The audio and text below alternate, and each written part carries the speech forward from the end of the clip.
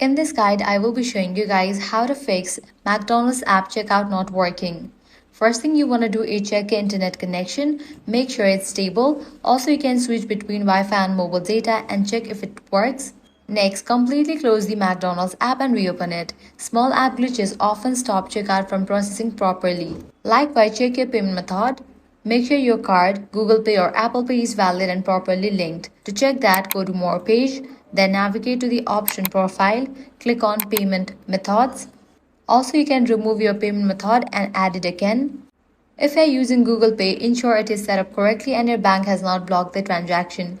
Payment failures often happen due to expired cards, wrong billing details, or bank security blocks. If still you are having the issue, check for app update. Launch App Store or Play Store, search for the app McDonald's. If you see the option update, click on it and update the app to its latest version. Since outdated versions can break checkout features, finally, if nothing works, the issue might be temporary server problems on McDonald's side, so waiting a few hours and trying again can help. And that's it. If this guide was helpful, do not forget to like, share, and subscribe.